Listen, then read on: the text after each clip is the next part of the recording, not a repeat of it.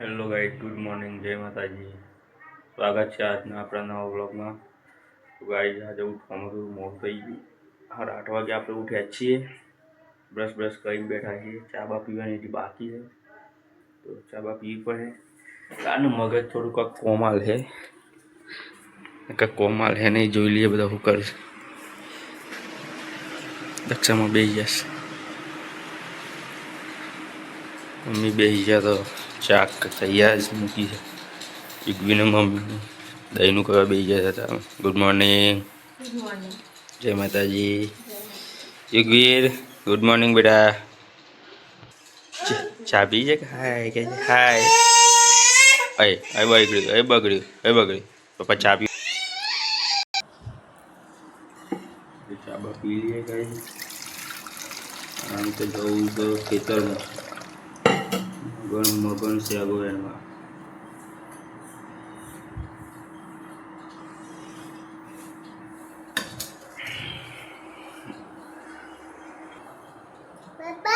બેટા શરમ આવી ગયેલા છોકરાને તો। પપ્પા ચા પી દીધા, પીવાની છે ચા? નહીં પીવાની, ગરમ। તારે ચા ના પીવા બેટા? આપણે દૂધ પીએ। મમ્મા કે દૂધ ગરમ કર કે મારે દૂધ પીવું કહેજે। જા મમ્મા ગયા શું કહેવાનું? દૂધ ગરમ કરીને કહેજો હો। દળ નહીં પીધું, ના પાડે તે પીવડાવી જ નહીં। ચો દૂધ પેલી બારીમાં લઈ આવો, જો પકા છે ને ના એ હેડો ગૌ દૂધ બેટા આપણે બધા નાખ દે, બધા નાખ દે, નાખી બધા નાખજે। પેલી ગયા નાખજે, ગયા ખાય છે ગૌ જોઈએ આપણે બે। જા બેટા લોબા કર આ બાજુ નાખ, નાખજે પોરા કાઢે, બધા પોરા કાઢે।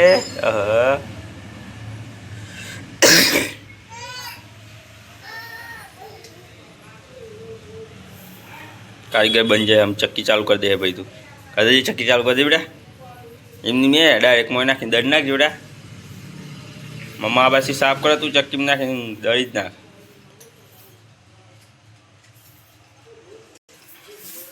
નાખો મેં એમાં નાખો ચક્કીમાં બેટા।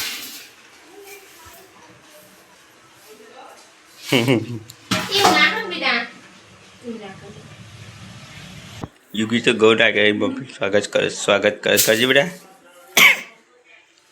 પાછો નાખ દે, ભૂઈ નાખ દે ભૂઈ બધા ગાડીમાં નાખીશ। એ બધા ગાડીમાં ભર્યા કહું એ તો ગાઈસ આપણે આવી ગયા હતા ખેતરમાં મગની હેગું વેણવા। તો પપ્પા બે આવ્યા છીએ। પપ્પા તો હવે નથી, હું વેણું છું। આવી કાળી હેગું વેણ લેવાની, આ રીતના લીલી હોય રહેવા દેવાની। એક ઓળ પાડી છે આટલાથી રોડથી એટલાથી આટલાનું આપણે આટલી વેણી છે।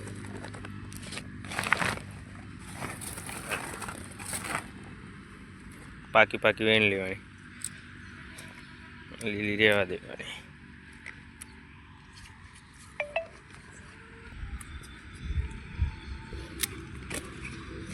હજી તો આખું ખેતર બાકી છે, એટલે આ પપ્પાથી આ બાજુ આખું ખેતર બાકી છે ગાઈસ વેણવાનું હજી તો। આ રીતના લેવી પડે। વરસાદ આવે છે, રાત્રે બી વરસાદ આવે તો અત્યારે વરસાદ આવી જાય તો ચોક જે પાકી છે એ બગડી જાય ગાઈસ, એટલે બધું વેણ લેવું પડે છે। હું તો કાલે પલાળી દીધું, અડધું ખેતર વેણ્યું, અડધું પલળી ગયું ગાઈસ। પછી આ ના વેણને તો આ મોએ બગડી જાય બધું, મળે શું આપણને, એટલે મહેનત કરી દેવી પડે અમુક ટાઈમ।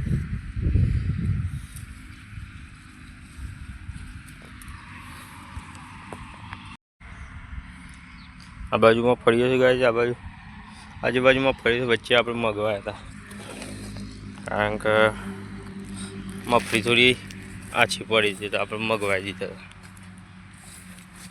આ બાજુ મગફળી ઉગી જ નથી આ બાજુ, એ બાજુ આપણે અડદ વાયા છે। અડદની હેકું તો જાય નહીં, એ આવી જાય ટૂંક સમયમાં, ફૂલ આવી ગયા છે, અડદમાં બી ફૂલ આવી ગયા છે। આટલું અરજ કરી દીધા છે. વરસાદ આવી ગયો તો આપણે મોટરો બધી બંધ કરી દીધી ગાઈ.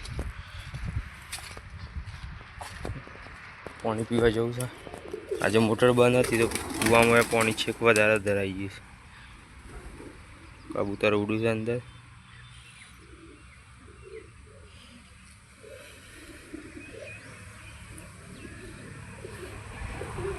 આમથી આમ ઉડી ઉડીને બે કરે છે. પાણી તો કંઈ બહુ ઘણું ઉપર આવી ગયું. આપણે પાણી પીને ચાલુ કરીએ પાછું. તો ભાઈ 12 વાગી ગયા છે. આમ કંટાળ્યા છીએ એની વરસાદી માહોલ થઈ ગયો છે. ભૂખ્યા લાગી છે એટલે વરસાદી માહોલ થઈ ગયો છે. વાદળો આવી ગયા છે કઈ ભૂખ્યા લાગી છે. ઘેર જવું છે. હોટલ આવી રહી છે પણ બંધ ચાલી બહુ સમજીને આપણે ખેતી ભીંડી લેવા જવું ના પડે. હવે ખેતરમાં કોમ કરવાનું સીધા હોટલમાં જવું આપણને સારું એવું છે ના એટલે આવું જઈએ ઘેર. બાઈકે તો પડ્યું છે કોથરી હેગો એની ગાલી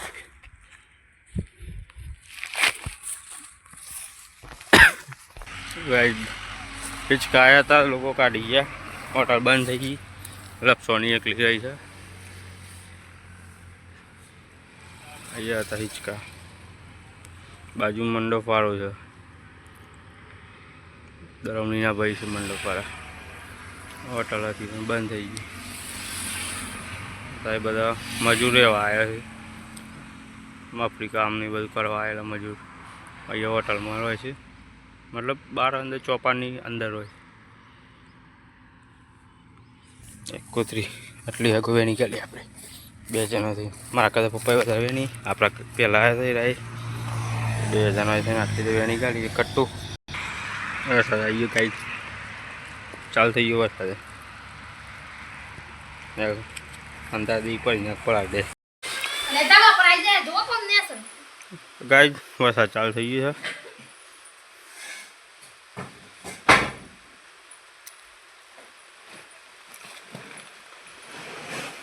આપણે આવી ગયા હતા વાપર જાગો નાખવા. ઉભાથી વેણી લાવ્યા છીએ.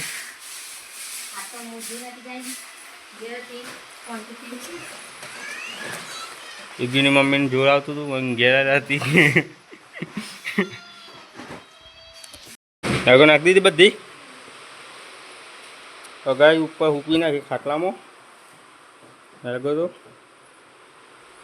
પોળી કરી દીધી. હો હું કરી તો અહીંયા નાખવાનો હતું આમ તો.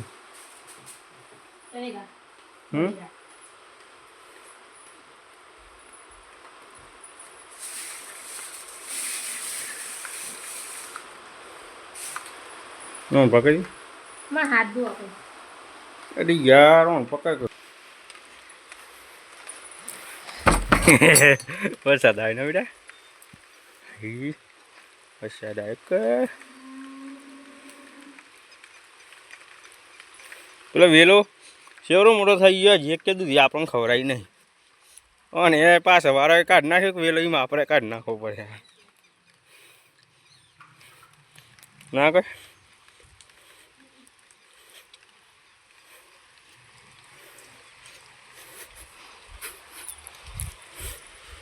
વરસાદ રૂ બગાડી નાખ્યો. આજે બધું રૂપો લઈ ગયો કૂવો. સદાય ભાઈ બેન હસી કલું ઘર